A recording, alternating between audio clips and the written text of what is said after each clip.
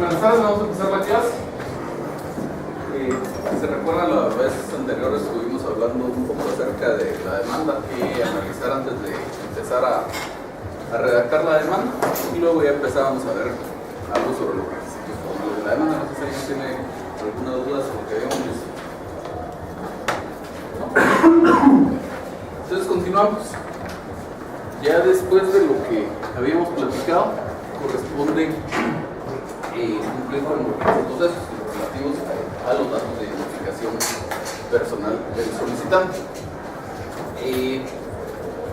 Con esto siempre pónganle mucha atención, porque como les decía en la clase anterior, hay muchos de esos que ni siquiera tienen una verdadera función, una verdadera utilidad en el proceso. Por ejemplo, de nada me sirve saber cuál es la profesión o oficio de la persona o cuál es su edad para efectos del proceso, pero están establecidos como requisitos. Por lo tanto, si uno incumple con cualquiera de estos, aunque en realidad sea intrascendente, igual le rechazan la demanda. Entonces, pues tengan mucho cuidado con esto. Y se los digo sobre todo porque en los exámenes siempre hay una o varias personas que dejan de cumplir con alguno de esos requisitos. Obviamente eso afecta sus notas y, como les estoy diciendo, en la vida real daría lugar a que le rechazaran incluso la demanda. Entonces, datos de identificación personal son 6. La forma más fácil de verificar que uno haya cumplido con requisitos, contar que haya 6 datos de identificación personal, son esos 6 de ahí. Los nombres de apellidos completos, ahí no hay mucho por dónde perderse, la edad tampoco, estado civil, nacionalidad, profesión, oficio. En el tema del domicilio, ahí solo valdría la pena resaltar que cuando hablamos jurídicamente, cuando hablamos de domicilio de Guatemala, estamos hablando de una circunscripción departamental. Entonces ahí no me están pidiendo cuál es la dirección donde vive la persona, no es domicilio entendido como sinónimo de residencia, sino que está hablando de una circunscripción departamental. No me está hablando de un municipio, no me está hablando de cuál es su vecindad. El requisito es el domicilio, circunscripción departamental. Y más o menos eso se vería así. Obviamente esto que estamos viendo es una demanda de verdad, entonces por esas razones los nombres están cubiertos. Entonces lo veríamos así: fulano de tal, de tantos años de edad, casado, guatemalteco, comerciante, con domicilio en el departamento de Guatemala. Y aquí eran varias personas las que comparecían. Este caso del que vamos a estar platicando aquí es, iba un señor, su esposa, sus hijos menores de edad y su suegra en un vehículo, y luego transitando por ahí otro vehículo andaba en contra de la vía y los colisionó, y entonces es una demanda reclamando los daños y perjuicios derivados de esa colisión. Entonces ahí estarían los datos del primero de ellos, el segundo de ellos, el tercero de ellos. Y pues ahí se acabó, ahí está cumplido el tema de los datos de identificación personal. Licenciado, Sí. ¿Esta es la forma, el orden en que deben de estar escritos en la demanda, o uno pudiera variar algún orden? El orden no importa. El orden no Mientras importa. estén los hechos, no importa el orden. Igual, por ejemplo, si ven aquí, yo tengo todos los, cuando en este caso que comparece más de una persona, tengo todos los datos de identificación personal del primero, luego todos los del segundo, y así los vamos. Por estilo, si usted quiere, podría poner los nombres de los tres, luego las edades de los tres, lo del estado civil de los tres. A mí no me gusta ese estilo, se me hace que queda más revuelto, pero igual si a usted le gusta. De hecho, para que veamos cómo es de formalista el... ¿Sí? Una pregunta, ¿y ahí incluimos lo de lugar para hacer notificaciones que estén en el mismo...? Todavía no. De hecho, si vemos, les decía que para que veamos cómo es de formalista el proceso civil nuestro, hay un caso de la vida real hace muchísimos años, para que vean cuántos años yo ni siquiera había nacido. La cuestión es que era una demanda de daños y perjuicios en aquel tiempo por muchísimo dinero.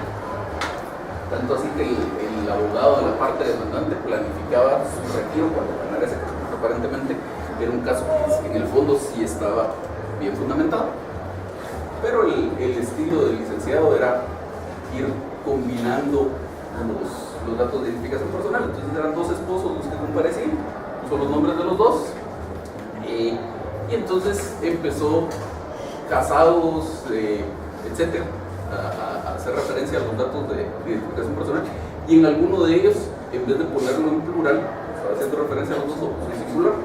Por eso plantearon una excepción previa de demanda defectuosa, la declararon por lugar, y mientras eso pasó operó la prescripción y finalmente perdieron el caso. Eso es para que vean que no es exageración mía el ver lo de los requisitos formales, sino que así funciona en la práctica. Regresando a su pregunta, pues si usted no quiere poner aquí lo del lugar para recibir notificaciones, lo puede hacer. No está, por ejemplo, alguien preguntaba la clase pasada por qué se ponen las cosas con negrilla y con mayúsculas, es pura cuestión de estilo. O sea, no está escrito en piedra esta parte que lo tengamos que separar, así como lo vamos a ver. Si usted lo quiere hacer así, está bien, pero normalmente se acostumbra a hacerlo de esta forma. Entonces, digamos, esta sería una parte en donde solo hacemos referencia a los datos de identificación personal, y yo estimo que es conveniente como para ir llevando un mejor orden de las cosas. Entonces, después de esta parte, viene, sí. Solo, perdón, cuando es un representante legal, uno podría poner en ese apartado de su presencia el mismo, o sea, la representación, o sea, uno podría irse poniendo todos los datos generales y de una y otra representación, o eso ya sería después. Yo acostumbro ponerlo acá. Como le digo, no es la existencia de este apartado que titulamos expongo no es obligatoria. Usted podría tener un solo párrafo en donde tenga todos los datos de identificación personal del que está compareciendo, si comparece representando a alguien más, que justifique su personería, indicar el lugar para recibir notificaciones, e indicar a quién va a demandar, en dónde se notifique y todo lo que usted quiera. A mí se me hace un poco desordenado de esa forma. Yo lo prefiero así. Igual, puro estética. Es siempre puro estilo. El orden de las cosas aquí sí tiene una razón de ser, y ya vamos a ver cuál es. Entonces decíamos, acostumbramos después de esos datos de identificación personal incluir este apartado que se acostumbra a titular expongo. Entonces ahí van varias cosas. En primer lugar, y aquí va lo del orden, que sí tiene una razón de ser, en primer lugar va lo de la justificación de la personería, cuando estoy compareciendo en representación de alguien más. Y eso tiene su razón de ser, que sea lo primero que se manifiesta en este apartado, porque normalmente cuando yo comparezco al proceso representando a alguien más, no, en este caso sí, en este caso la persona comparecía en nombre propio y en representación, pero lo normal es que cuando uno comparece en representación, no comparece ejercitando un derecho propio. Por lo tanto, si yo no estuviera ejerciendo esa representación, si yo no fuera gerente, mandatario o lo que sea, no tendría por qué tener alguna participación en el proceso, no tendría un derecho que ejercitar en el proceso. Entonces, por eso es que lo primero que iría acá sería el tema de la justificación de la personería, como para expresarle al juez cuál es la razón de que yo esté compareciendo ante él. Entonces sería eso, la justificación de la personería, si fuera el caso, de conformidad con el artículo 45 del Código Procesal Civil Mercantil. La norma nos dice que los representantes deberán justificar su personería en la primera gestión que realicen. Obviamente, por la demanda es la primera gestión del actor, pues sería de justificarlo acá. Muy importante, dice, acompañando el título de su representación. No se emitirá en los tribunales credencial de representación que no esté debidamente registrada en la oficina respectiva. ¿Cuál es la oficina? Bueno, ¿cuál es ese título de representación y cuál es la oficina respectiva donde debe estar registrado? Depende de a quién estoy representando y qué vínculo jurídico tengo con esa persona como para estarlo representando. Por ejemplo, en este caso decíamos que hay unos hijos menores de edad, y lo que se está haciendo es que los papás están compareciendo a representarlos en el ejercicio de la patria potestad.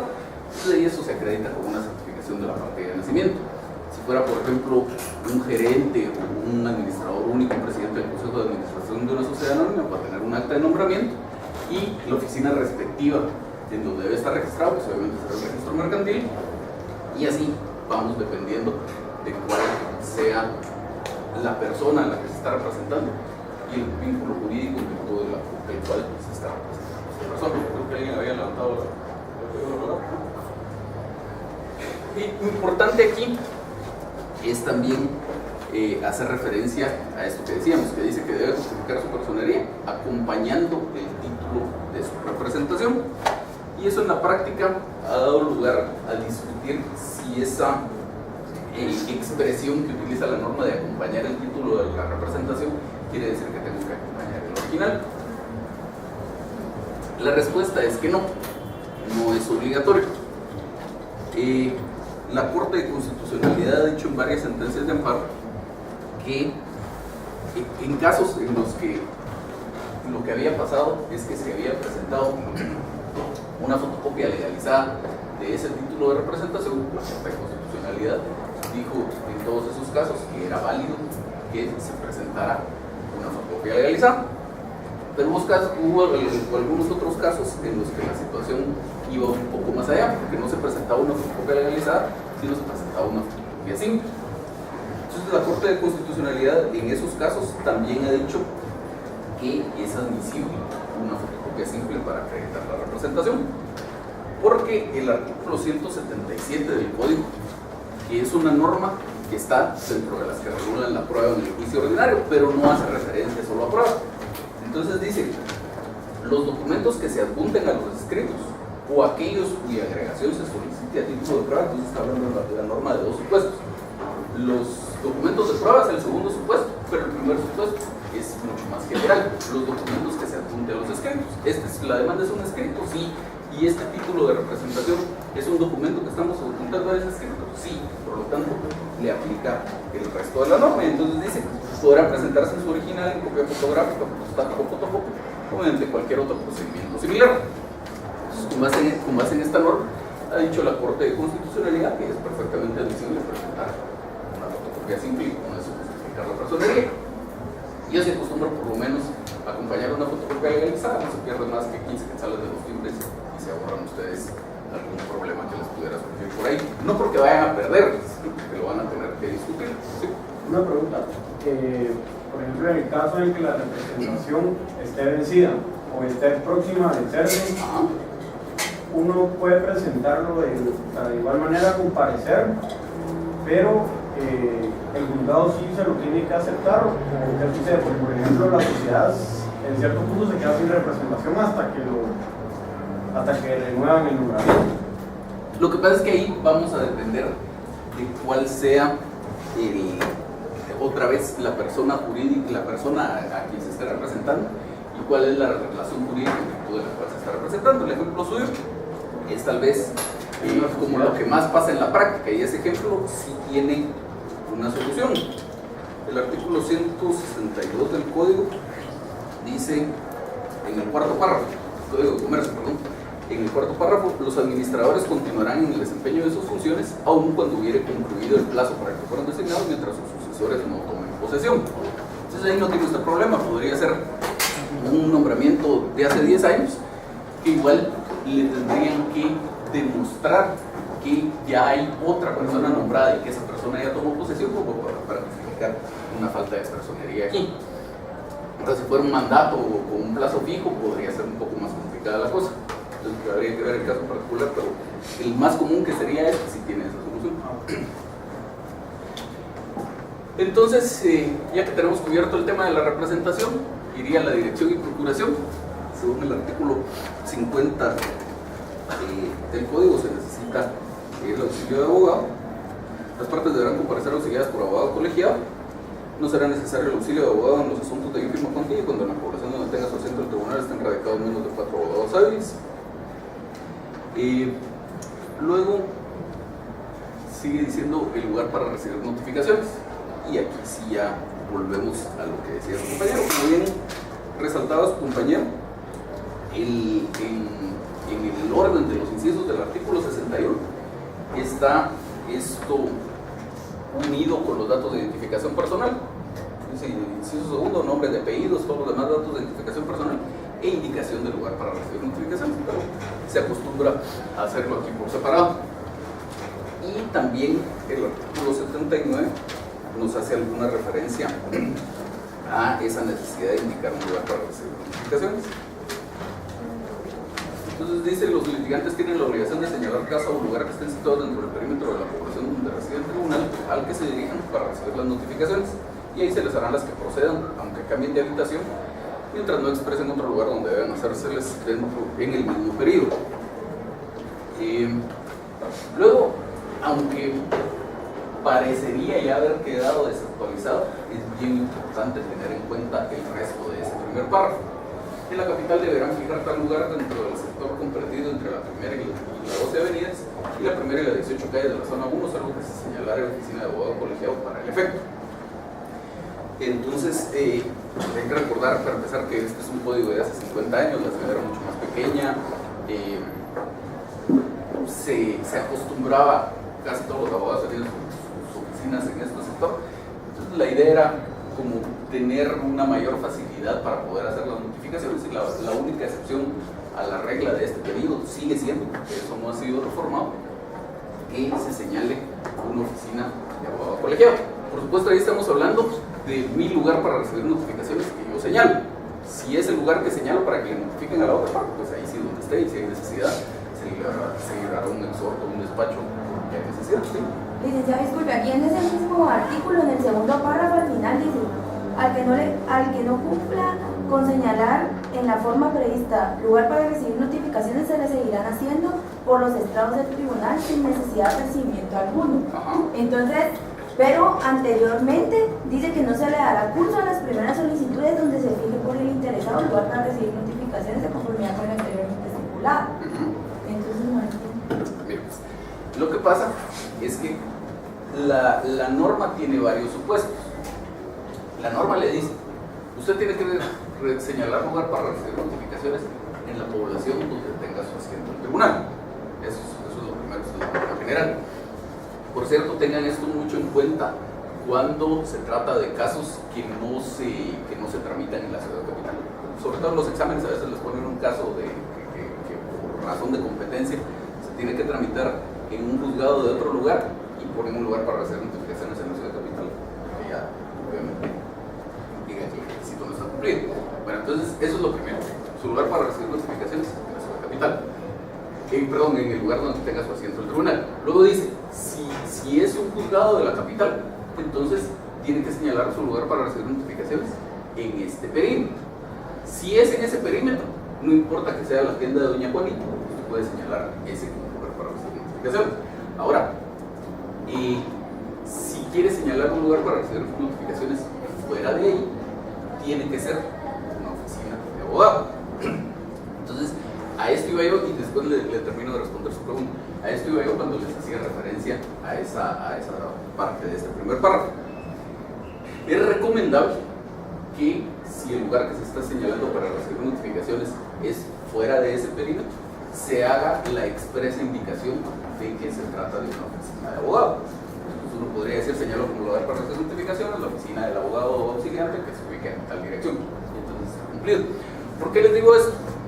Yo ya vi por lo menos un caso en el que señalaron como lugar para recibir notificaciones una oficina en la zona 10, que efectivamente era una oficina de abogado, pero el escrito no lo decía. Entonces la parte demandada presentó una excepción previa de demanda defectuosa, diciendo que el requisito no estaba cumplido porque no se había señalado una oficina de abogado colegiado o que el lugar estuviera ubicado dentro de ese perímetro. Como si era oficina de abogado colegiado, el abogado de la parte actora obtuvo una certificación del colegio de abogados donde decía que esa era su oficina profesional registrada, y pues la excepción la declararon sin lugar, pero volvemos a lo mismo. Entonces tuvo que tardar, qué sé yo cuánto tiempo, discutiendo la excepción, todavía la posibilidad de apelación, lo que ustedes quieran.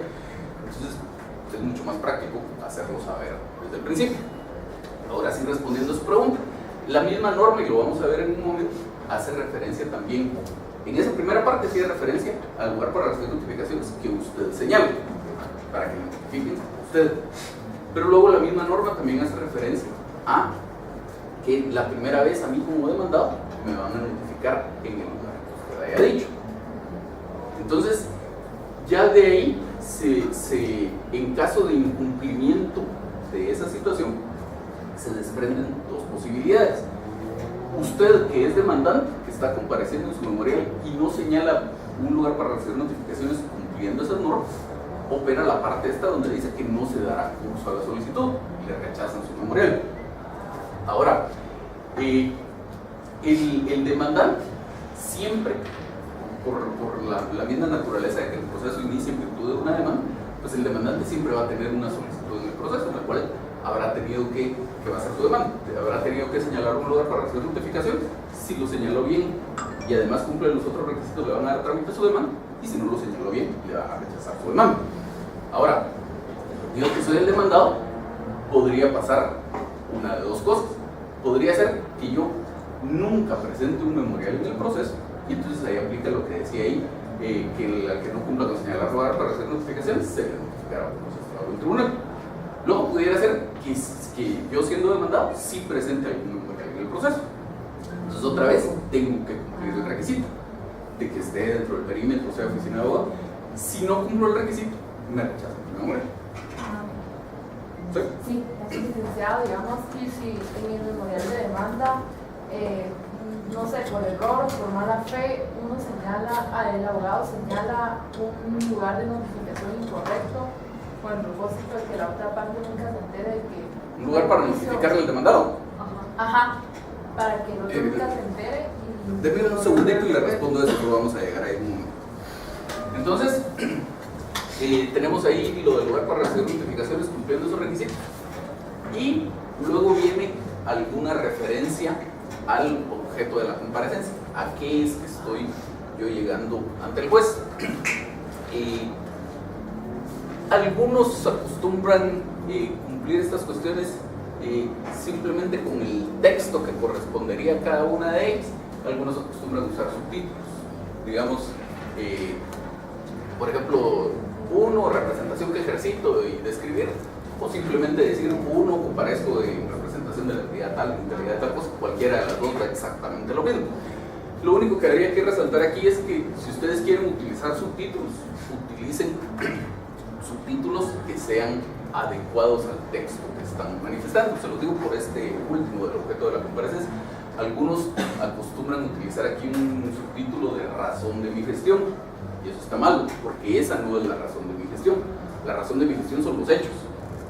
Los hechos es que yo llevo ante el juez, es la razón de por qué estoy compareciendo. Aquí es el objeto de mi comparecencia.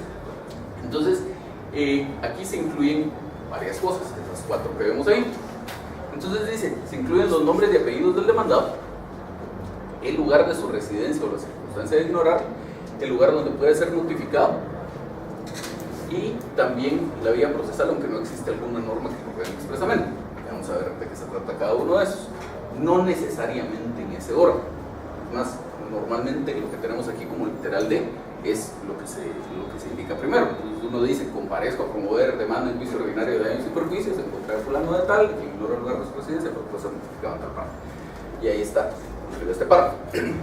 Entonces decíamos, son varios requisitos. Los nombres y apellidos del demandado. Siempre con los nombres y apellidos tanto del actor como del demandado,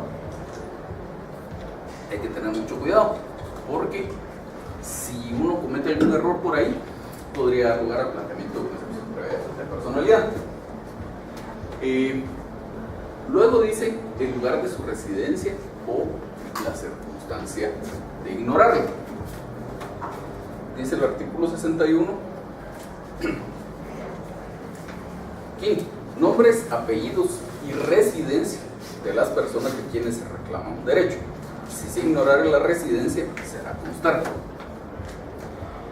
Con este requisito tengan mucho cuidado, porque tanto en la práctica como en los exámenes se ven muchos problemas con el cumplimiento de este requisito, muchos incumplimientos del requisito, que dan lugar incluso a rechazos de demandas.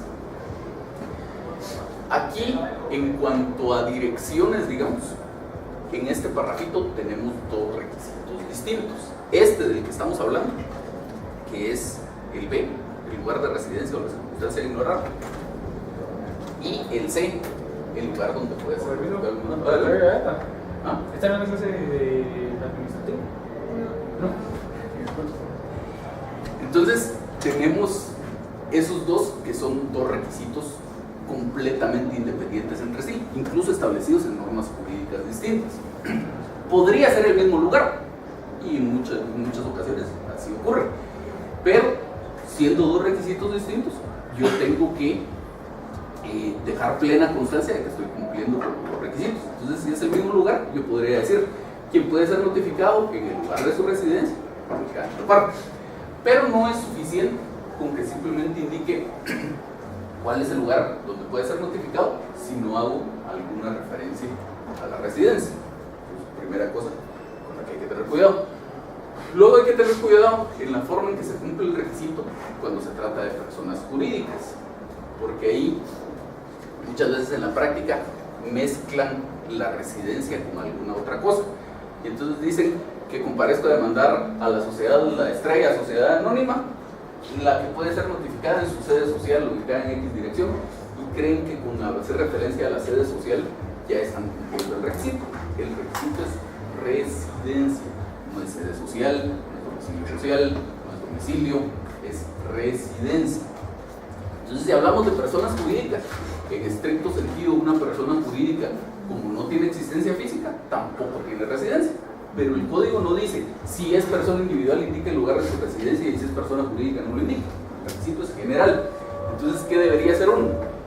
Uno debería decir: comparezco a demandar a la sociedad de Estrella, sociedad anónima, la que por ser persona jurídica carece de residencia, pero puede ser notificada, y ahí si ya quieren hacer referencia a la sede social, pues magnífico, puede ser notificada en su sede social o en otra parte, pero siempre hacer referencia a la residencia. Si no mencionan la residencia, ya sea para indicar cuál es la residencia, o para indicar que no existe, o para indicar que no la saben, el requisito no está cumplido y la demanda debería ser rechazada.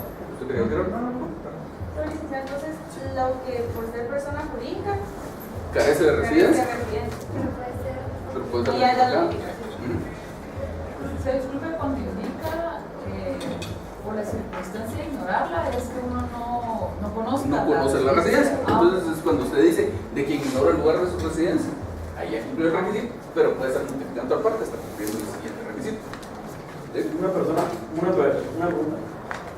Fíjese que muchas veces, por ejemplo, en distintos contratos, por ejemplo, una compraventa, ponen desde que renuncian al fuero de su dirección, ponen de su domicilio, perdón, y ponen una dirección que, por ejemplo, aldea Chuptuc, al lado de la talanquera, frente de la tienda de Doña Chunita.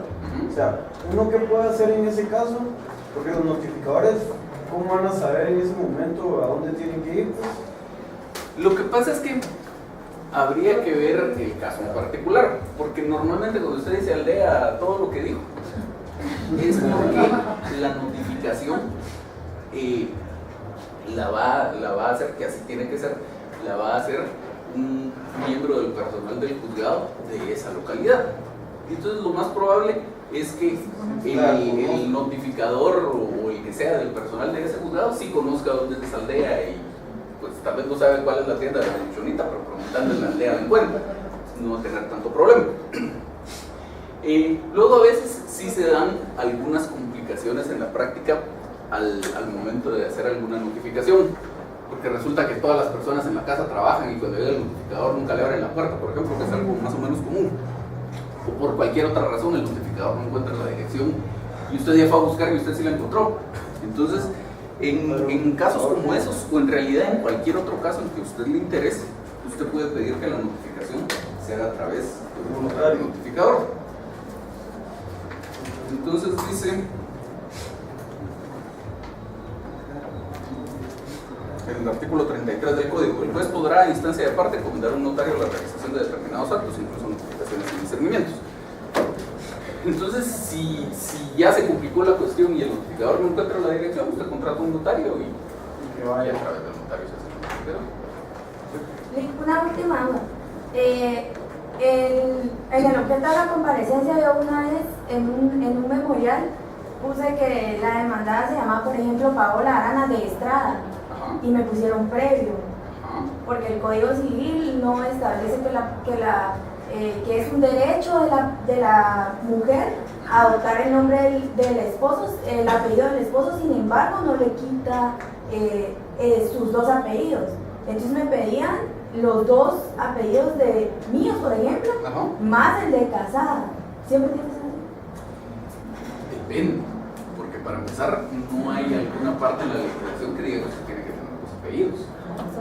Entonces, ese es, a lo mejor había alguna documentación que usted estuviera acompañando a su demanda en donde sí constaba que la persona tenía 2 apellidos, y entonces si usted no estaba cumpliendo adecuadamente con indicar, porque la norma habla de los nombres de apellidos completos de la persona. Entonces, si usted, por ejemplo, me estaba demandando a mí y decía solo Roberto René Alonso y se comió el segundo apellido, entonces pues obviamente ahí sí hay alguna discordancia entre lo que usted está manifestando en su demanda y lo que dicen los documentos que usted está acompañando. Pero en líneas generales, como le decía al inicio, no hay alguna parte en la legislación donde diga que usted tiene que tener los apellidos. De hecho, por ejemplo, los extranjeros en muchas partes del mundo acostumbran usar solo un apellido. Personas a las que no las reconoció su papá, por ejemplo, ya desde hace un montón de años, ya casi 20 años, hubo una reforma al Código Civil donde dice que estas personas podían ser inscritas con los 2 apellidos de la mamá. Pero digamos, personas que tengan más edad que eso están en su mayoría inscritas solo con el apellido de la mamá, con un apellido de la mamá. Entonces, si existen 2 apellidos, yo me llamo Paola Arana Estrada de algo, tengo que poner Paola Arana Estrada de algo. El que es opcional Es el D. es el D. Ah, bueno. Los 2 apellidos sí los tiene que hacer constar, a no ser que, por ejemplo, se tratara de una persona que tenga identificación de persona. Entonces usted ya tiene su identificación de persona que dice que Paola Arana, se acabó, es igual que Paola Arana Estrada. Y siempre hacerlo constar en esa comparecencia, o sea, quien tiene una identificación de persona por lo que... No es obligatorio, lo puede hacer, pero no es obligatorio. Pero si ya sabe usted que existe la identificación de persona, bastaría, porque la idea de la identificación de persona es que cualquiera de todos esos nombres se tomen como equivalentes. No es necesario en todos los actos citarnos 20 nombres. Perdón, ¿usted quería decir algo? Sí, eso iba a preguntar si con una identificación de persona uno podía comparecer solo con 2 nombres. Sí, Y un perfectamente. apellido o algo así. Sí. Y entonces, ¿qué más teníamos por aquí? Decíamos lo del lugar de su residencia. Y luego dice el lugar donde puede ser notificado, que como decíamos es un requisito independiente del de la residencia. Este del lugar donde puede ser notificado surge por el artículo 79, como les decía, están incluso en normas distintas. Entonces, el artículo 79, que viene el texto que ya vimos, y luego en el segundo párrafo dice no se dará curso a las primeras solicitudes donde no se fije por el interesado lugar para recibir notificaciones de conformidad con lo anteriormente citado. Y aquí viene, sin embargo, el demandado y las otras personas a las que la resolución se refiere serán notificados la primera vez en el lugar que se indique por el solicitante. Entonces, aquí está ese requisito de que yo, que soy el solicitante, el actor, en pocas palabras, tengo que indicar el lugar en donde puede ser notificado que es el demandado. Y luego dice, también debe incluirse la vía procesal, aunque no existe alguna norma que lo diga expresamente. Si ustedes buscan, leen completo el Código Procesal Civil y Mercantil, no hay una norma que diga es requisito de la demanda indicar cuál es la vía procesal que se selecciona. Pero siempre hay que hacerlo, porque sobre todo la indicación de la vía procesal seleccionada va a servir para que yo le dé una clara indicación al juez de por qué vía procesal se tiene que tramitar este asunto y que el juez pueda calificar, por ejemplo, mis peticiones de trámite, diligenciar el proceso según la vía procesal que yo ya analicé y que considero que es acorde al caso. De hecho, es tan común que se indique este tema de la vía procesal que yo casi me atrevería a asegurarles que si ustedes alguna vez presentan una demanda sin indicar la vía procesal, se la van a rechazar.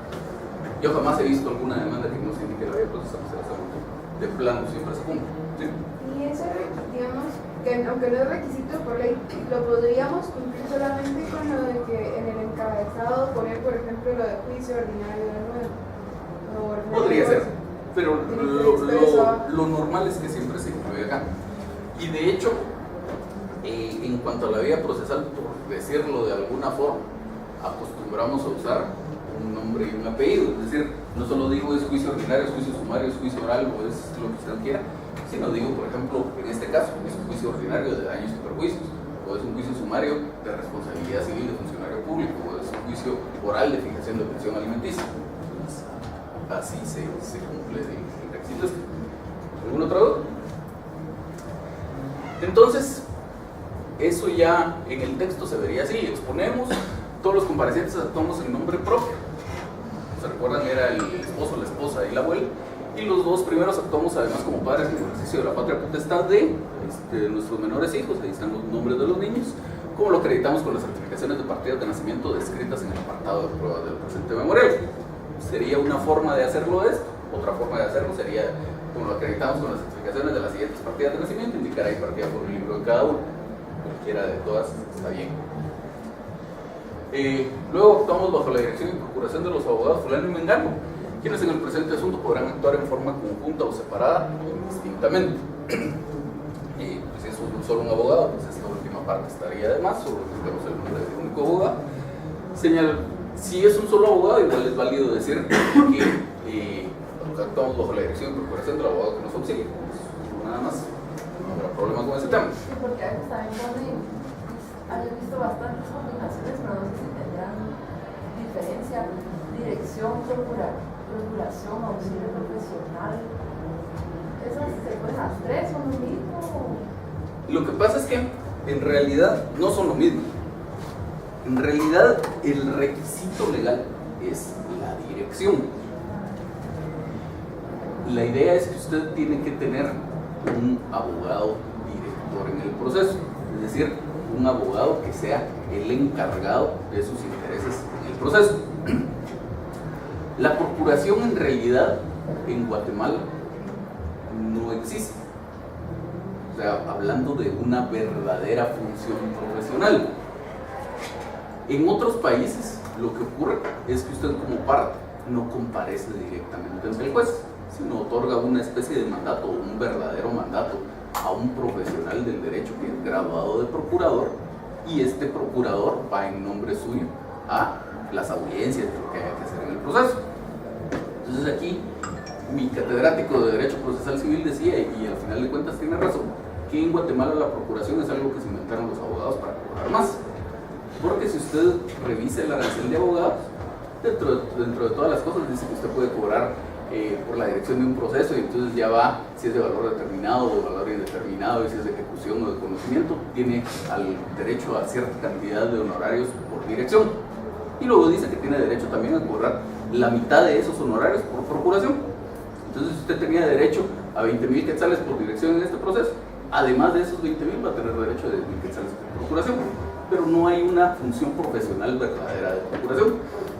En nuestro medio lo que conocemos como procuración es lo que tal vez hacen algunos de ustedes o hicieron en algún momento, de ir al tribunal y presentar y preguntar si ya resolvieron, y esa es la procuración. Entonces, ni siquiera sería necesario aquí indicar que comparece bajo alguna procuración. Cumpliría el requisito indicando que su abogado director es fulano de tal. Y el auxilio no es propiamente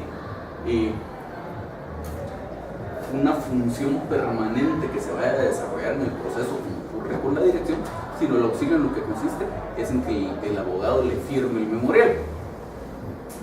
Entonces basta con que usted diga aquí: comparezco bajo la dirección de fulano de tal, y al final, como vamos a ver, lo último que dice el memorial es en su auxilio, está la firma del abogado. Entonces el auxilio es eso, la firma de un abogado en el memorial, que perfectamente, que ya lo vamos a ver también, podría ser de otro abogado. Si resulta que su abogado se fue de viaje, pues otro abogado le puede firmar y solo se cumple un requisito por ahí. Sí. Tengo una duda. Cuando hablamos de que aquí, por ejemplo, ellos tienen que actuar en forma conjunta, ¿verdad? Y que lo decía el artículo 46, ¿verdad? Que cuando son varios demandantes o varios demandados, que tienen que tener un representante común. Pero ¿qué pasa si, digamos, ellos todos quieren, digamos, daños y perjuicios, pero una de esas personas decide que quiere conciliar, o que ya no le interesa, o tiene como que al final intereses distintos a los demás, pero el hecho de que esté obligado a tener un representante en común, ¿cómo funciona eso? Para empezar, la norma está mal redactada, ese artículo al que se hace referencia, porque la norma dice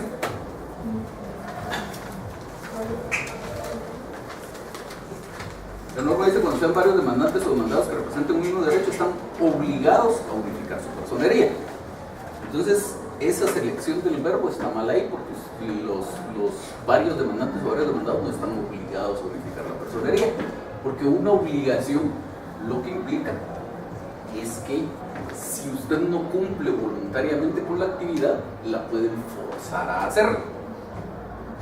Entonces, por ejemplo, algo que hablábamos con alguien al final de la clase pasada, hay otra norma en el código que dice que si usted presenció los hechos que interesan al proceso, está obligada a declarar como testigo. Esa sí es una obligación, porque más adelante dice la norma que si se niega, el tribunal la puede ordenar que la conduzcan, etc. Entonces, esa es una obligación. Aquí no. Aquí lo que existe es lo que se conoce como una carga procesal. Es una actividad que usted debería hacer, pero que si no la hace, no la van a obligar a hacer.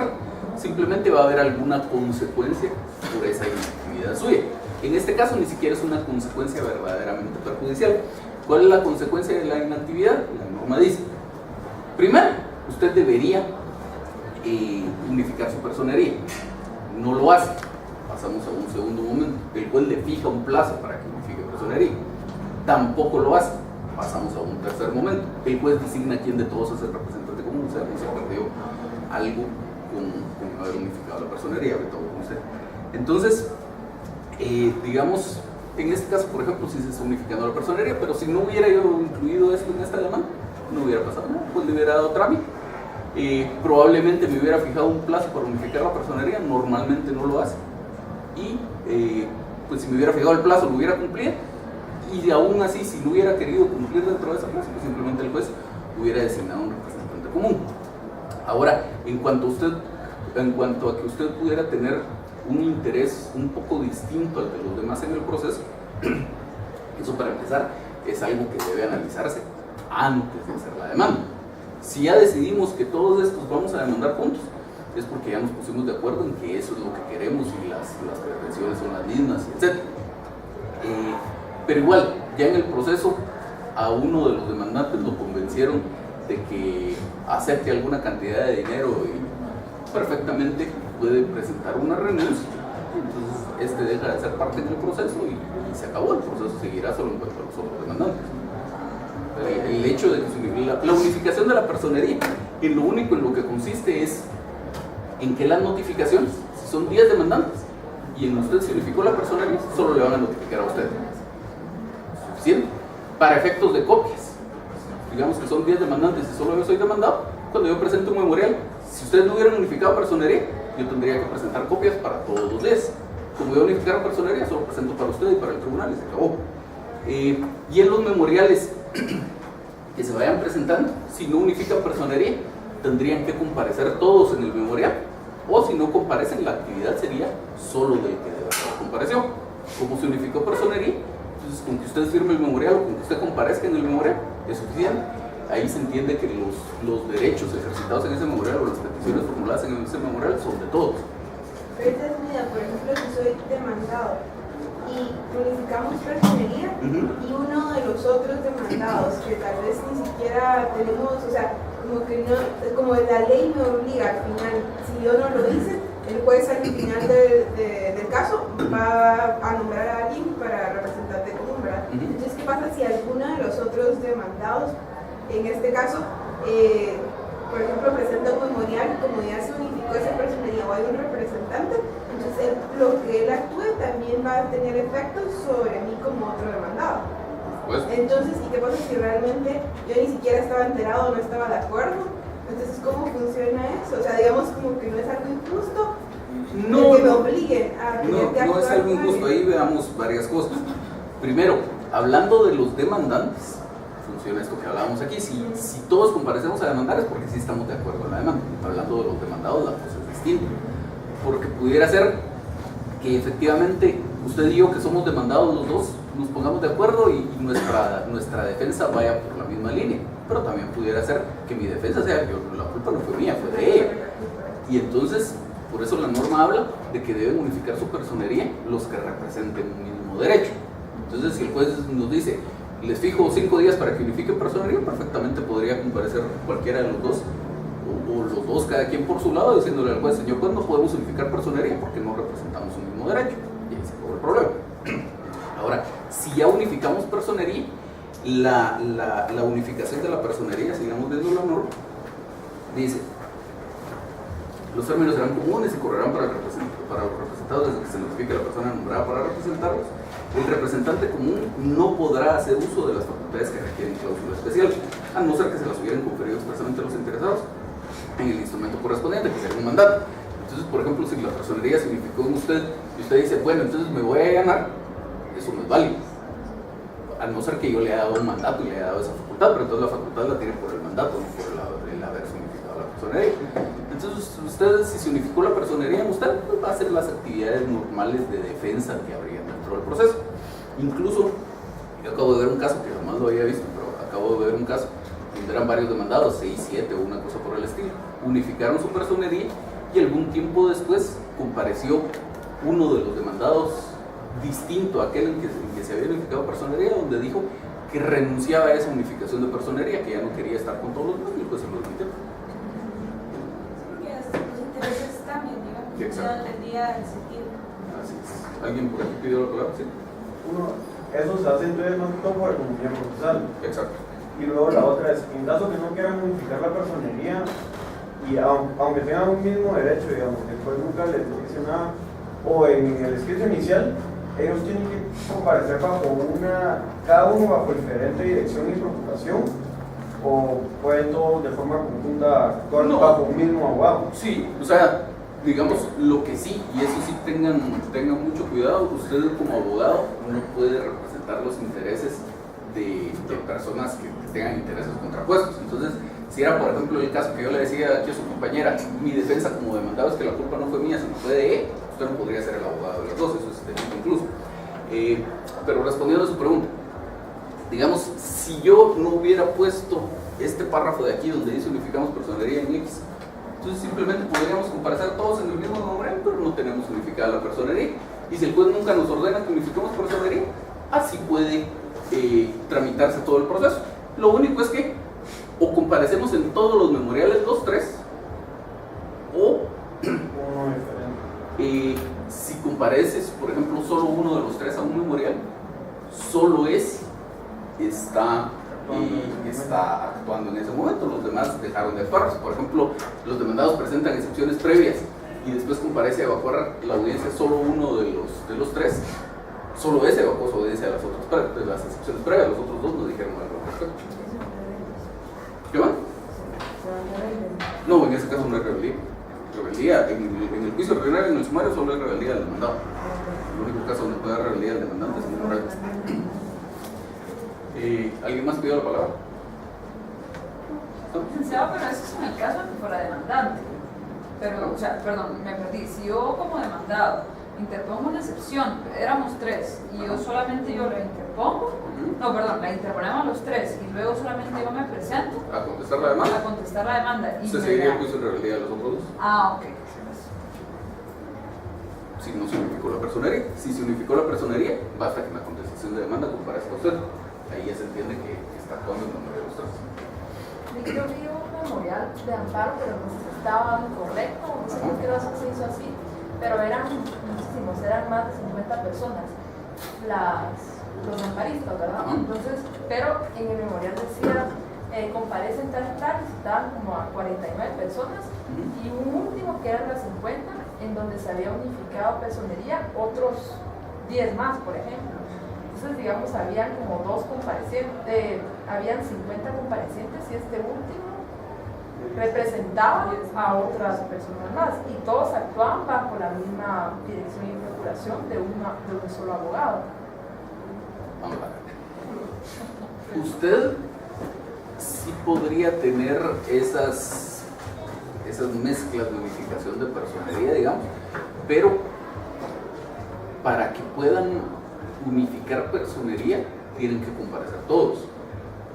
O sea, digamos, en un memorial podrían comparecer 60 personas, por ejemplo, y decir, de estos 60, estos 10 unificamos personería en Juanito. Entonces ya de ahí en adelante tendrán unificada su personería en este. Pero no se podría, sin que comparezcan en el memorial, decir que Juanito representa a otros 10 que no están compareciendo. No sé si me explico. O sea, hay que citarlos a todos Sí. para que comparezcan y luego hacer la especificación de que unos tantos están notificando. Exactamente. Bueno, entonces decíamos, señalamos como lugar para recibir notificaciones de la Oficina Profesional de los Abogados Antes Indicados, ubicada en la ciudad de Guatemala. Aquí viene lo que les decía, siempre hacer referencia a que es el lugar que estamos señalando como lugar para recibir notificaciones. Estamos señalando para recibir notificaciones de su Oficina Profesional de Abogado, la unificación de la personería. Todos en nombre propio y los primeros dos comparecientes, además en la calidad con la que actuamos, que son los padres de los menores, comparecemos a promover juicio ordinario de daños y superjuicios en contra de la entidad tal.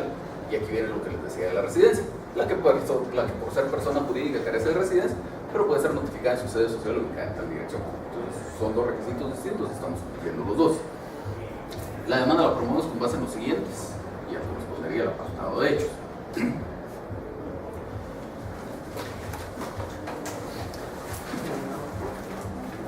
Entonces, de los 4 requisitos que tiene la demanda, este sería el primero que menciona el código. De esos 4 requisitos, hay 3 que se repiten en el artículo 61 y en el 106. Está solo en el 106, se ve la prueba. Entonces, en el artículo 61, que es el requisito de toda primera solicitud, dice: tercer, relación de los hechos a que se refiere la petición. De subrayo eso de que se refiere la petición, ya les voy a decir por qué. Y el 106, que dice: en la demanda se fijarán con claridad y precisión, les subrayo lo que es con claridad y precisión, y con claridad y precisión los 4 requisitos, con claridad y precisión los hechos, y nuevamente dice los hechos y se funden. ¿Por qué les hago este énfasis de esas dos cosas? Artículo 61, los hechos a que se refiere la petición. Artículo 106, los hechos en que se funden. Básicamente lo que está diciendo es lo mismo. ¿Y qué es ese mismo que nos está diciendo? Que no voy a narrar cualquier hecho que a mí se me ocurra. Quiere decir que yo voy a narrar todos los hechos que sean conducentes para que el juez conozca el caso, se convenza de mi posición jurídica y esté en condiciones de resolver, y que no voy a narrar más que esos hechos. Entonces, tiene que ser una narración exacta de los hechos, ni más hechos de los que se necesitan, ni menos hechos de los que son necesarios. ¿Por qué?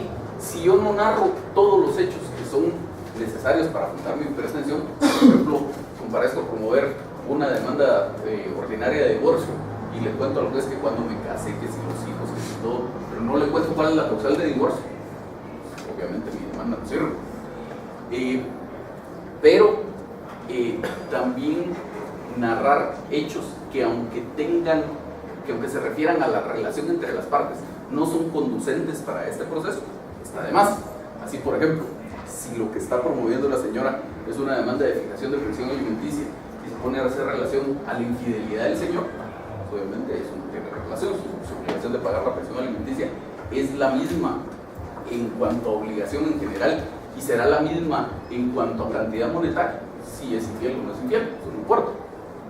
¿Podrá tener algún sentido esto?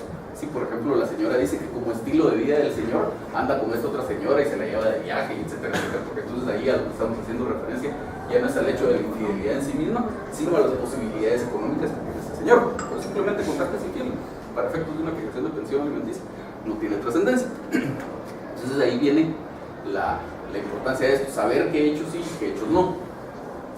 Y luego dice que los 4 requisitos estos de la demanda son con claridad y precisión, se fijará con claridad y precisión los hechos en que se funden. Entonces es bien importante aquí, por eso es que yo les decía incluso cuando veíamos el programa, que yo califico esta redacción y ortografía. La persona que le narra unos ciertos hechos al juez tiene que ser muy cuidadosa en cómo lo narra. Para empezar, tiene que ser una narración completa. Tenemos que partir del punto de que el juez no conoce los hechos sobre los que versa el litigio. Y aun cuando los conociera, el juez no puede hacer uso de su conocimiento privado que tenga sobre el litigio. Es decir, si resulta que es una demanda de divorcio por malos tratos y el juez sabe que existen esos malos tratos porque es medio vecino de los señores que los oye pelear, el juez no puede hacer uso de ese conocimiento, habrá que narrar y luego habrá que probar. Entonces, pues hay que contar como se cuenta cualquier historia, desde el principio, todo lo que transcurrió y llegar a un final. Todo importante, llegar a un final. Entonces, y además, no se trata solo de contar la historia, se trata de contarla de una forma argumentativa, de tratar de convencer al juez, para empezar, de que aquello que le estoy diciendo es cierto. Pero además, hay que tener en cuenta que los hechos no se narran por contarle una historia al juez. Yo no soy un escritor de literatura que cuenta los hechos porque quiere que alguien los lea. Estoy contando esos hechos al juez porque después le voy a decir, mire señor juez, pasaron estos hechos. Y como pasaron estos hechos, tengo esta norma jurídica que dice que porque ocurrieron esos hechos yo puedo formular esta petición. Entonces tengo que tratar de convencer al juez de que los hechos son ciertos. Y de que finalmente la norma jurídica esa que voy a citar más adelante es aplicable y que eso me habilita para plantear una determinada petición. De tal manera que los hechos deberían ser redactados de tal forma que cuando el juez termine de leer ese apartado de hechos, el juez esté en una condición interior tal que si yo le pruebo esos hechos, el juez declara con lugar mi mano porque está convencido de que lo que yo estoy exponiendo ahí efectivamente me habilita para plantear esa petición. Y entonces, muchas veces es recomendable no citar solo hechos por acá y luego solo fundamento de derecho por otro lado. Yo acostumbro en la mayoría de casos ir involucrando aquí en la narración de hechos, si no todo, por lo menos parte del fundamento de derecho, como para ya ir estableciendo que efectivamente tengo ese derecho que voy a reclamar. Y luego es bien importante en el apartado de hechos siempre tener un párrafo de cierre. ¿Párrafo qué? De cierre. Terminar su argumentación. Si ustedes leen un cuento, leen una novela, leen lo que ustedes quieran, no es una historia que se esté narrando y de repente se corta y ya no sigue y ustedes no saben qué fue lo que pasó. De hecho, a veces ustedes ven una película donde pasa esto y la gente se queda así como, ¿qué pasó aquí? Pero eso es un estilo literario, aquí no estamos hablando de literatura. Entonces aquí sí tenemos que tener un apartado de cierre, tenemos que tener una conclusión de todo eso que le conté al juez, a dónde me conduce. Entonces, por ejemplo, aquí, de conformidad con todos los hechos expuestos, resulta que el señor fulano de tal, conduciendo el vehículo, me causó daños y como la empresa, la entidad esta es propietaria de ese vehículo, pues es obligada civilmente a responder por esos daños, por lo que comparezco a reclamar los daños y perjuicios causados por la cantidad de tanto. Algo así, un párrafo más o menos como eso, sería lo que remataría este apartado de hechos. Entonces veamos más o menos cómo funcionaría esto. Yo, el señor, fui propietario del vehículo, todos los datos de identificación de ese vehículo. En cuanto a la propiedad de este vehículo, cabe hacer notar que lo adquirí desde hace bastante tiempo, pero el traspaso del mismo fue formalizado y operado en el registro respectivo hasta después de que haya sido el hecho de tránsito que hago referencia más adelante. De la misma forma, meses después de ese hecho de tránsito, en legítimo ejercicio de mi derecho de propiedad, dispuse del vehículo en cuestión, el cual a la fecha ya no es de mi propiedad, pero lo era al momento de producirse el accidente automovilístico en cuestión. Entonces, pues aquí lo que muchas veces al principio de los hechos, la narración va por el lado de hacer referencia a cuál es la legitimación activa que yo tengo. Entonces, en este caso, como era un accidente causado entre dos vehículos, pues yo tengo legitimación activa porque era el dueño del carro, por lo menos cuando fue el accidente. Y eso es lo que se establece en ese párrafo. Luego ya contamos cómo fue el accidente, el día tal, a tales horas. Yo me encontraba conduciendo el vehículo, identificando el párrafo precedente, de oriente a poniente sobre la 18 calle de la zona 12, colonia Reformita, a la altura del crucero de la 18 calle y sexta avenida de dicha zona. Se encontraban a bordo de mi vehículo las señoras, la esposa y la mamá de la esposa, y los menores, En el crucero indicado en el párrafo anterior, a mí me correspondía el derecho de vía. Sin embargo, el señor fulano, a bordo del taxi propiedad de la entidad hoy demandada, identificado con las placas tales, circulando sobre la sexta avenida de norte a sur contra la vía, hizo caso omiso del alto, motivo por el cual colisionaron ambos vehículos, sufriendo severos daños en su estructura el vehículo que era de mi propiedad y resultando lesionados todos sus ocupantes. De lo anteriormente expuesto se deriva que estamos ante la presencia de un hecho de tránsito que fue ocasionado por culpa y con plena responsabilidad del señor fulano, siendo solidariamente responsable la propietaria del vehículo. A consecuencia del hecho de tránsito anteriormente relatado, intervino la Policía Nacional Civil, resultando su actuación en la iniciación del proceso penal identificado con el número tal. La existencia de este proceso ha generado gastos a los demandantes, especialmente el pago de honorarios profesionales al abogado que nos auxilió en dicho proceso penal. En cuanto a los daños sufridos por el presentado, fueron las lesiones, los daños sufridos por el vehículo que era de mi propiedad identificado al inicio de la presente demanda, los gastos causados para mi curación y la de mi familia, y el pago de honorarios profesionales del abogado que lo auxilió en el proceso penal. En cuanto a los perjuicios, como consecuencia del hecho de tránsito ya referido, dejé de trabajar durante mes y medio, por lo que en ese tiempo dejé de percibir ganancias lícitas consistentes en mis ingresos que sirven para el sostenimiento de mi familia. Aquí, aprovechando que este es un tema de daños y perjuicios que siempre les da un poco de problema en la práctica, los daños y los perjuicios son dos cosas totalmente distintas entre sí. Pueden haber daños sin perjuicios, pueden haber perjuicios sin daños. Daños, mermas que tengo en mi patrimonio, algo que era mío y lo dejé de tener como consecuencia de lo que haya sido, en este caso, este accidente de tránsito. Y perjuicios, una expectativa de ganancia que tenía que dejé de percibir por culpa de este hecho. Y entonces, la idea aquí es llegar a establecer en qué consisten esos daños, en qué consisten esos perjuicios y cuál es el valor de cada uno de ellos. Entonces sigue diciendo, en cuanto a los daños sufridos por las señoras y los menores, consisten en las lesiones causadas a cada uno de nosotros. Para los efectos del presente proceso, todos los demandantes solicitamos que se haga una condena al pago de daños y perjuicios en contra de la entidad demandada, los cuales deberán ser fijados en incidente con posterioridad a la sentencia, de conformidad con lo que dispone el artículo 150 de la Ley del Organismo Judicial. Esta norma es bien importante, sirve para muchas cosas en el proceso. Dice: cuando hubiere condena de frutos, intereses, daños y perjuicios, se fijará su importe en cantidad líquida. O sea, lo primero que uno debería buscar en este tipo de procesos, es decir, que condenen a fulano a que le paguen a mengano la cantidad de tanto en concepto de daños y la cantidad de tanto en concepto de perjuicios. Pero a veces eso no es posible, y entonces dice: de no ser posible, se establecerán por lo menos, según hubiere sido pedido, ¿Eso qué quiere decir? Que yo como demandante lo tengo que pedir. Las bases con arreglo a las cuales deba hacerse la liquidación. Entonces, aquí vamos a ver en un momento que se le expone al juez cómo deberían calcularse esos daños y cómo deberían calcularse esos perjuicios. Entonces, las bases con arreglo a las cuales debe hacerse la liquidación incidente, o bien se fijará su importe por experto, aplicándose el procedimiento establecido por el Código Procesal Civil y Mercantil para expertos.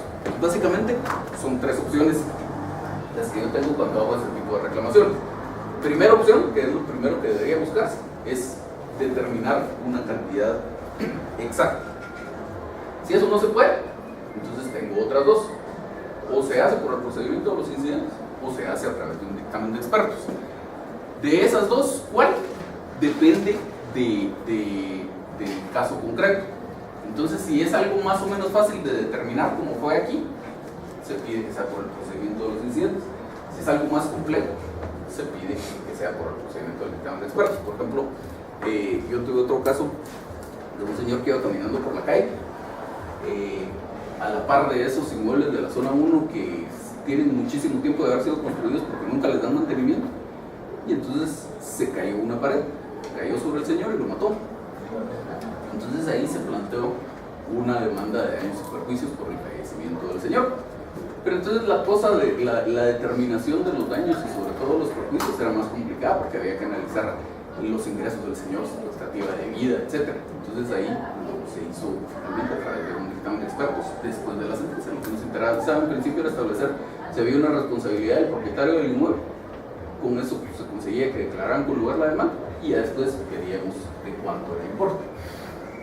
Retomando el caso, dice: en concordancia con esa disposición legal, las bases con arreglo a las cuales deberá hacerse en su oportunidad de la liquidación de los daños y perjuicios. Como ven, ya empezamos a involucrar normas jurídicas aquí, no es un apartado aislado de solo hechos. Entonces, la liquidación de los daños y perjuicios que deben pagarse a los demandantes por las lesiones sufridas son las que establece el artículo 1655 del Código Civil.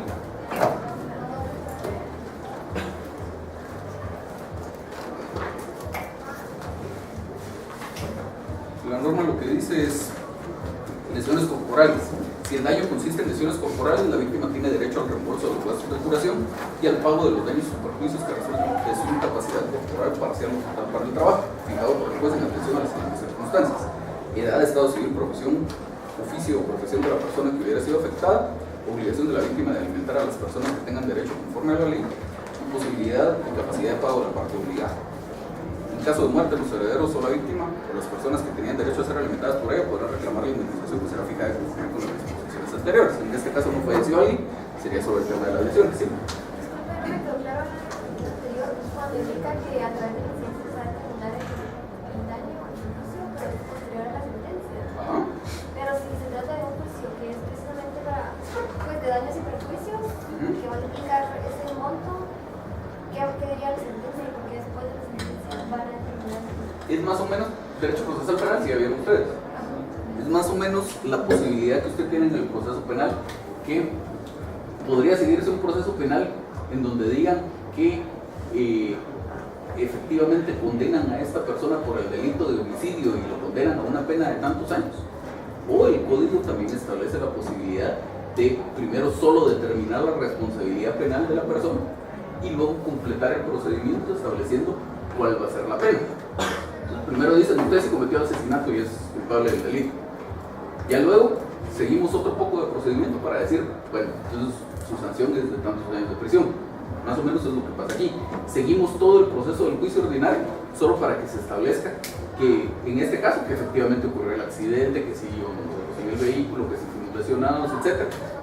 Que el culpable fue este conductor del taxi, que el taxi era propiedad de esta entidad y que por lo tanto, de conformidad con una norma que vamos a citar por ahí, al ser un medio de transporte, el propietario, que es esta entidad, es responsable de los daños causados. Entonces lo que tenemos es, se condena a la entidad tal al pago de los daños y perjuicios causados a estos señores. Y entonces dice, o fija su importe en cantidad líquida, o establece las bases con arreglo a las cuales se va a hacer esa determinación de posterioridad.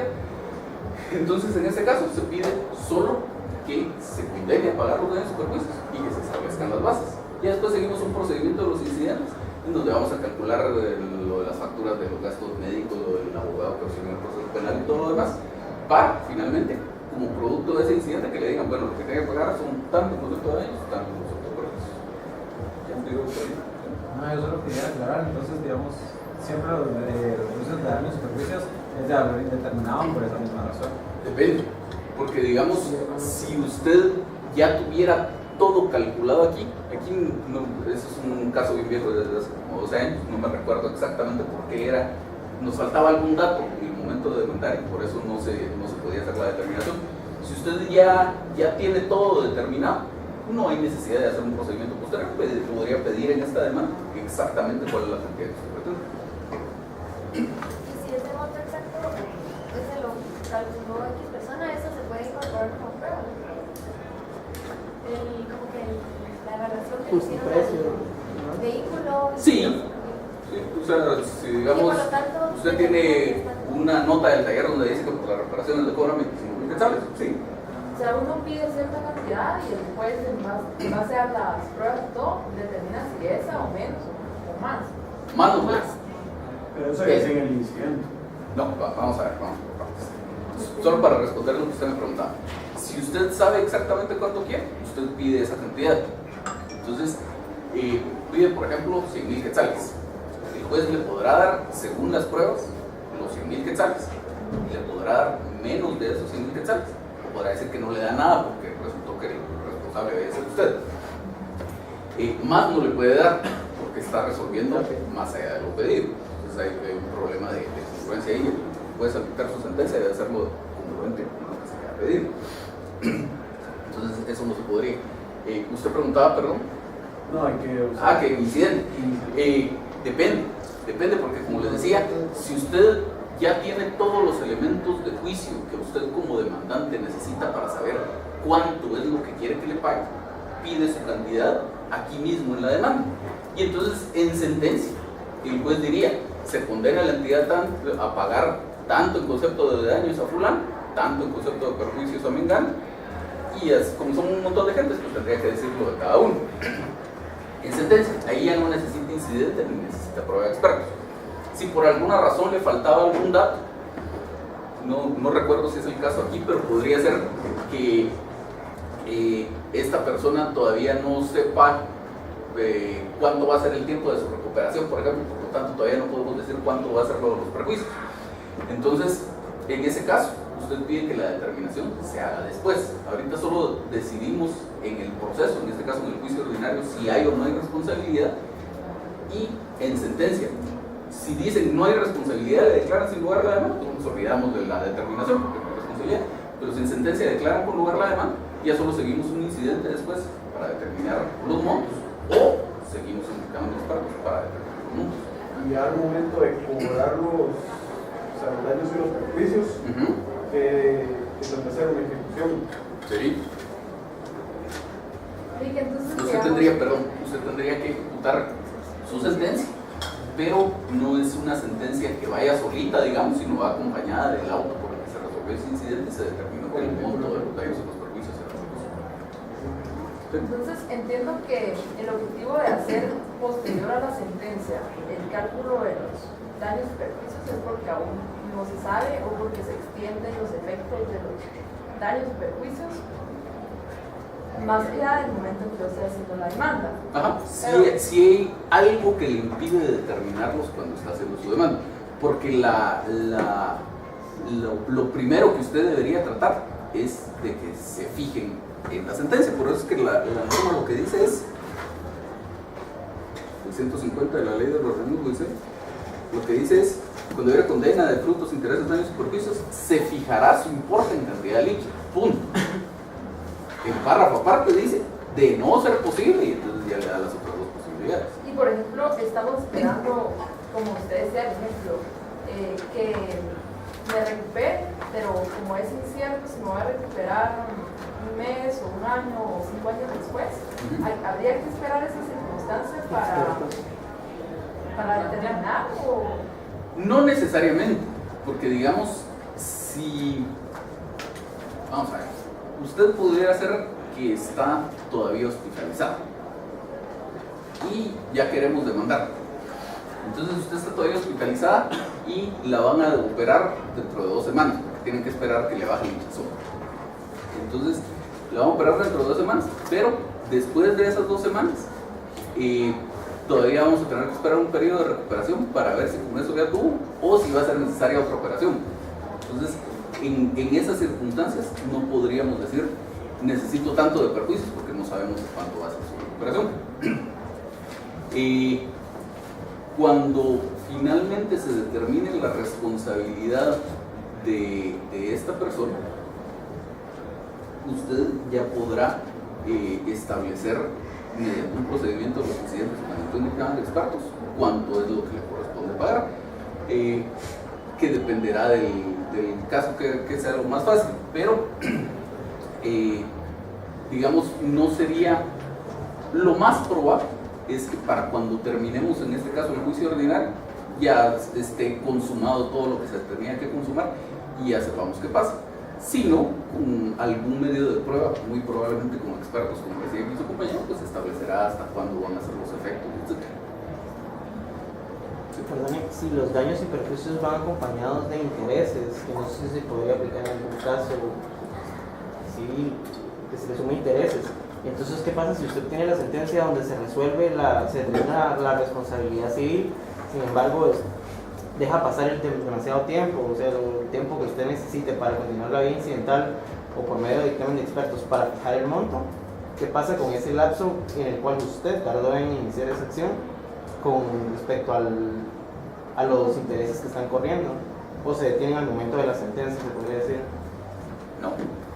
Lo que pasa ahí es una cuestión bien complicada. Porque, digamos, los intereses pudiera ser que se hayan pactado. Si se pactaron intereses, pues habrá que seguir el pacto que hubo entre las partes para ver cómo va a ser el tema del pago de los intereses. El ejemplo que usted está poniendo, si es derivado de una responsabilidad civil, obviamente ahí no hay un pacto de pago de intereses. Entonces, ¿cómo se podría configurar una obligación de pagar intereses? Una obligación de pagar intereses como obligación de pagar intereses solo porque sí no existe. Lo que pasa es que la ley establece que cuando el deudor ocurre en mora, entre otras cosas, tiene que pagar daños y perjuicios. Y dice que los daños y perjuicios, si no hay pacto en contrario, cuando la obligación consiste en pagar una suma de dinero, consiste en el pago del interés legal. Y dice el interés legal hasta el efectivo pago. Entonces, si usted quisiera reclamar un pago de intereses, tendría que hacer toda esa argumentación en su apartado de hechos, fundamentarla en su fundamento de derecho, valga la redundancia, y en la petición formular una petición en ese sentido, siempre teniendo el cuidado cuando son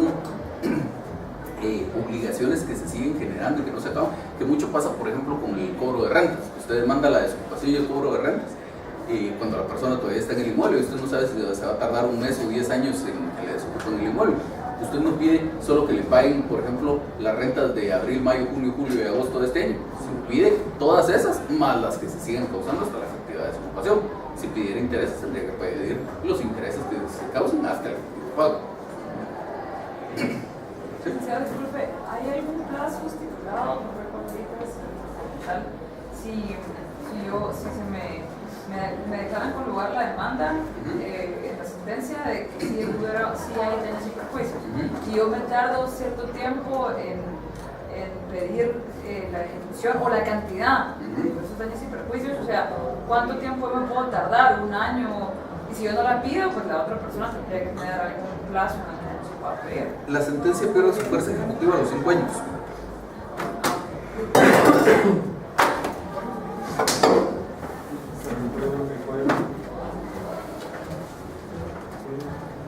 El Código Procesal Civil dice: procede la ejecución en vía de apremio cuando se pida, perdón, artículo 294, procede la ejecución en vía de apremio cuando se pida en virtud de los siguientes títulos, siempre que traiga aparejada la obligación de pagar cantidad de dinero líquido exigible. Primero, sentencia pasada en autoridad de cosa juzgada y luego de otro montón. Y luego dice el 296, los títulos expresados anteriormente pierden su fuerza ejecutiva a los 5 años, si la obligación es simple, y a los 10 años si hubiera prendo de hipoteca. No estamos hablando de una sentencia, obviamente de prendo de hipoteca, pierde su eficacia a los 5 años. Pero para ejecutar, pero por ejemplo para iniciar el incidente. ¿Un año? ¿Por qué? El artículo 1673 del Código Civil dice... Perdón, lo voy a interrumpir. Esa es una norma de prescripción. Entonces, digamos, la prescripción se interrumpe. Hay medios extraprocesales de interrumpir la prescripción, como el reconocimiento de la existencia de la obligación por parte del deudor, y hay otro montón. Parcial y hay otros. Pero procesalmente se puede interrumpir de dos formas: con la notificación de la demanda o con la ejecución de una medida precautoria.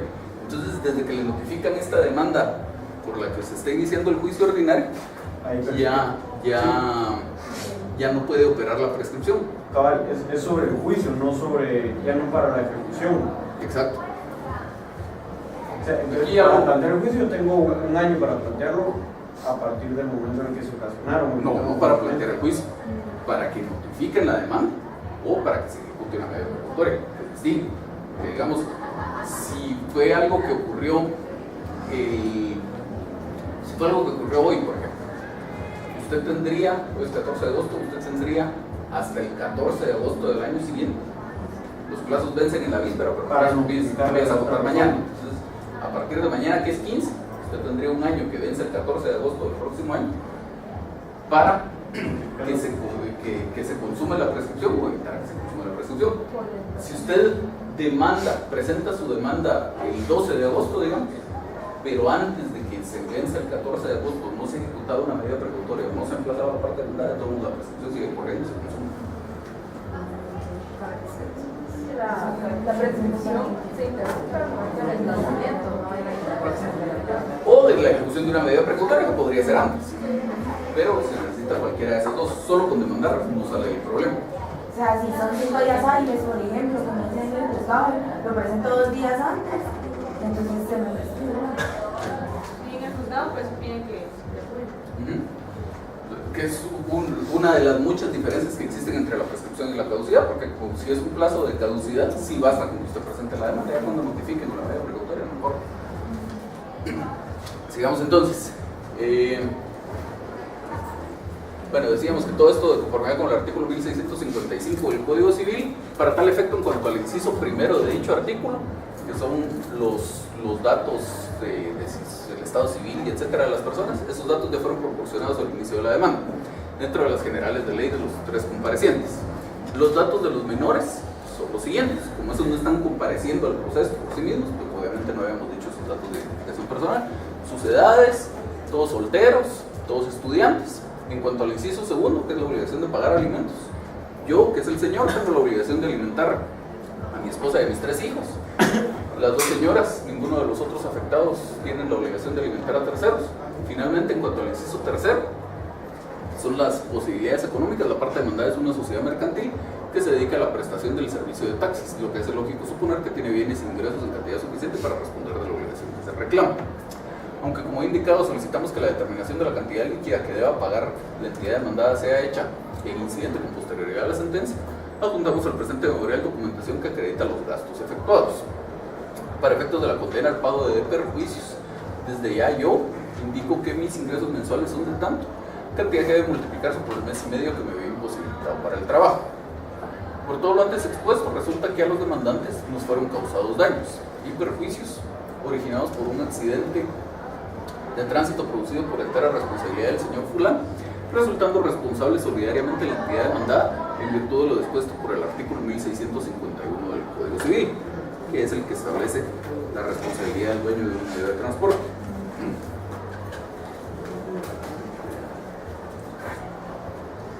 En 1651, las empresas o el dueño de cualquier medio de transporte serán solidariamente responsables con los autores y cómplices de los daños y perjuicios que causan las personas encargadas de los vehículos, aun cuando la persona que los cause no sea empleada de dichas empresas o del dueño del medio de transporte, siempre que el encargado de los vehículos se los haya encomendado que fuera de manera transitoria.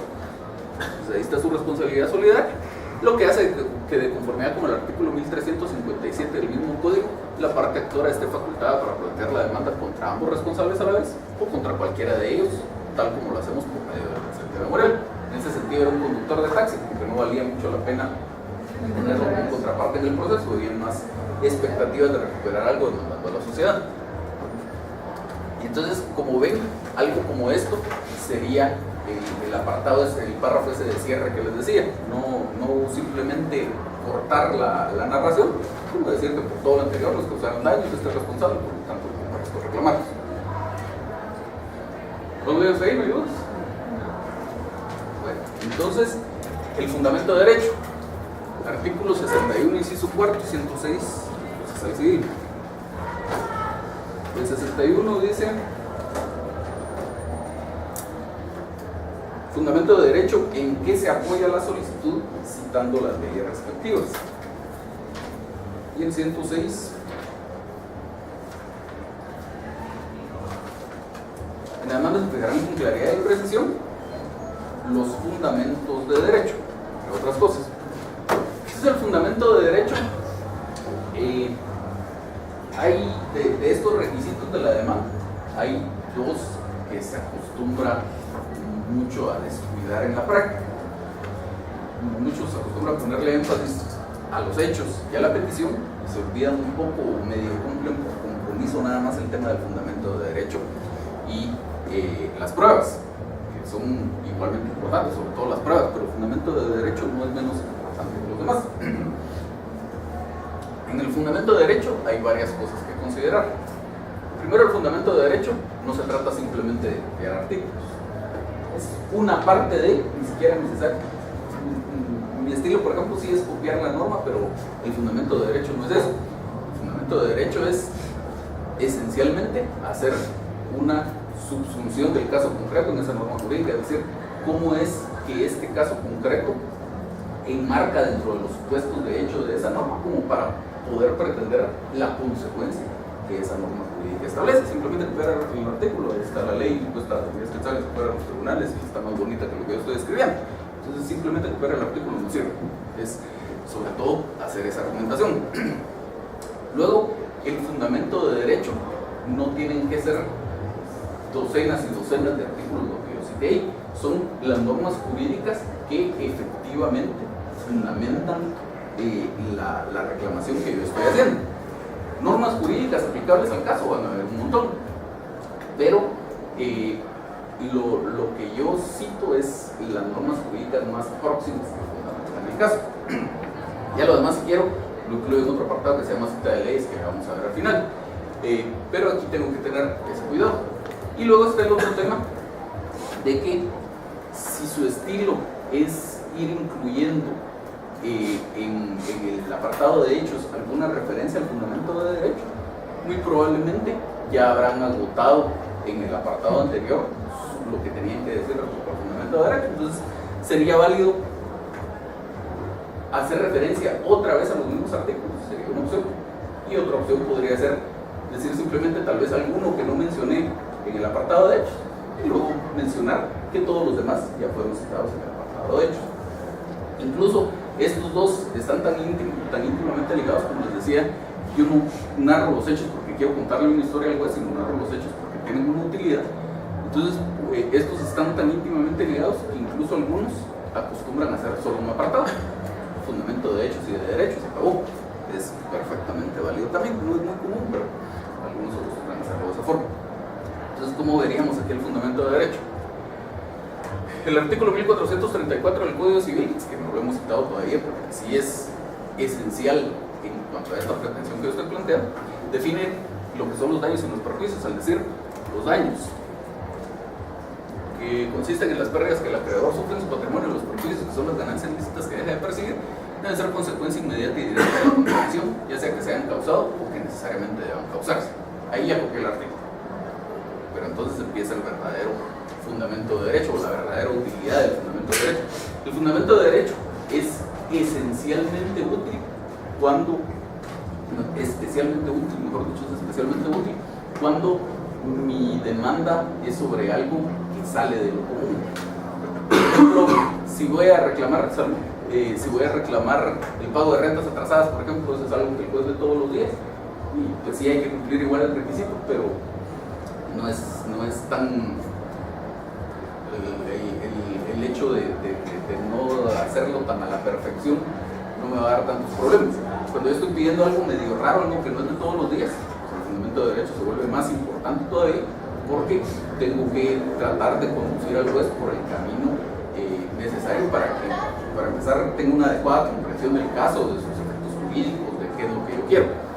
Entonces empieza aquí la subsunción. En el presente caso, yo fulano he sufrido pérdidas en el patrimonio consistentes en graves daños en el vehículo que era de mi propiedad, identificando esta demanda, así también los gastos que he efectuado por las curaciones mías y de mi familia, y los gastos en que he debido incurrir por honorarios de abogado para dilucidar mi situación jurídica a consecuencia del hecho de tránsito, así como perjuicios consistentes en las ganancias lícitas que dejaré de percibir debido a mi imposibilidad para el trabajo, a razón tanto durante el mes y medio que no pude elaborar.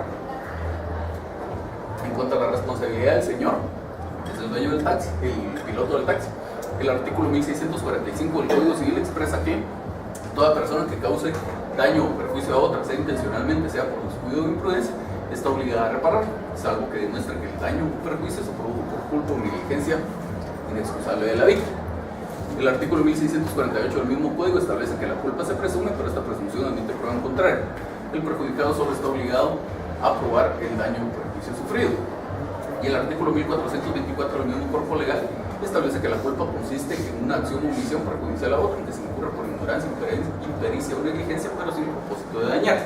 Como ven, esos tres no hay una argumentación en medio porque están íntimamente ligados. Entonces es válido que yo haga una argumentación respecto a varios artículos juntos. Entonces ya viene aquí la argumentación. En el presente caso, de los hechos expuestos en esta demanda, queda claramente establecido que el día 20 de julio del año 2012 por un hecho de tránsito.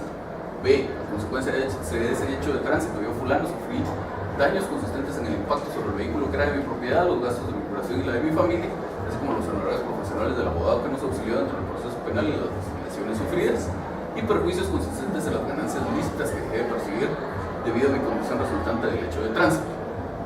D. A consecuencia del hecho de tránsito, los demás demandantes sufrimos daños consistentes en las lesiones corporales que nos fueron causadas. E.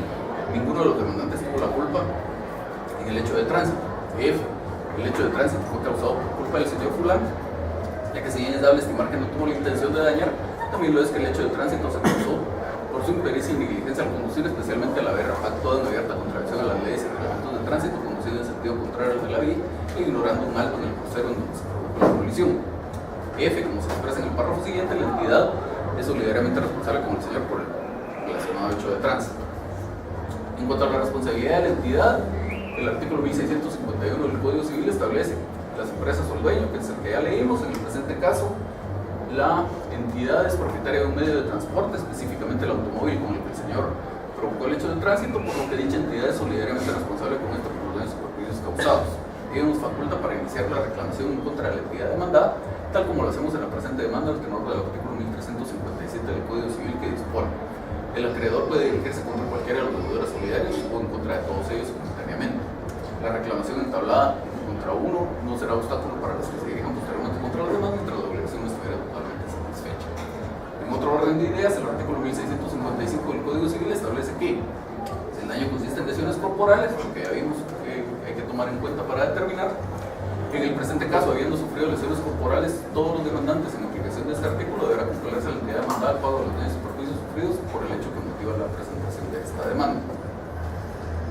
En cuanto al tiempo en que se presenta esta demanda, que era lo que citaba alguno de ustedes por ahí, el artículo 1673 del Código Civil establece que la acción para pedir la reparación de los daños o perjuicios a que se refiere a este título pues sería un año contado desde el día en que el daño se causó, aunque el ofendido tuvo conocimiento del daño o perjuicio, así como de quien lo produjo. En el presente caso, el hecho que motiva la presentación de esta demanda acaeció el 20 de julio del año 2002, por lo que nos encontramos sin tiempo para iniciar este juicio. Entonces creo que aquí la razón por la que no esperamos a reunir todos los elementos era porque ya se iba a operar la prescripción. En cuanto a la vía procesal, el artículo 96 del Código Procesal Civil Mercantil establece que las contiendas que no tengan señalada tramitación especial en este código se ventilarán en juicio ordinario. El cobro de los daños y perjuicios no tiene señalada tramitación especial en el Código Procesal Civil Mercantil, por lo que la vía del juicio ordinario es la adecuada para dirimir esta controversia. Finalmente, en cuanto a la competencia del juez, el artículo 16 del Código Procesal Civil Mercantil establece que las demandas por la reparación de daños es juez competente en el lugar en donde se hubieran causado. En el presente caso, habiéndose producido el hecho que causó los daños y perjuicios en el departamento de Guatemala, el juez de dicho departamento es el competente para el conocimiento de ese proceso. Y se acabó. Ese sería el fundamento de derecho. ¿Dudas hasta aquí? ¿Vale? O sea, que el fundamento de derecho, aparte de la normativa sustantiva, también tiene que hacerse alusión a la competencia, a la vía. Depende. En un caso como este, digamos, que es una demanda de daños y perjuicios, que es algo más o menos frecuente, los dos últimos, el de la competencia del juez y el de la vía procesal, se podrían obviar. No tiene usted problema con eso.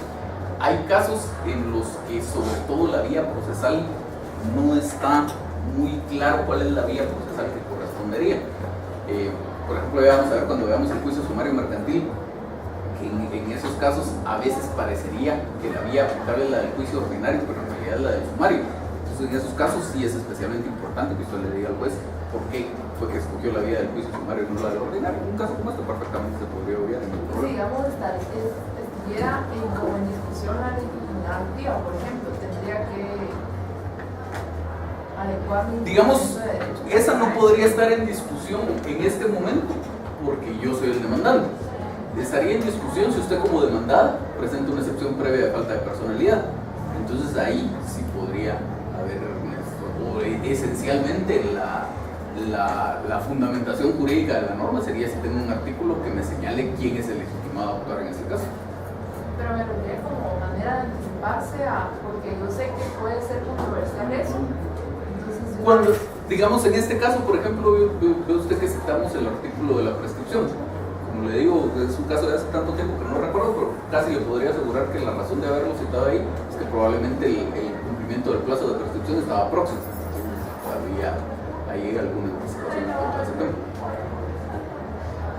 ¿Y más?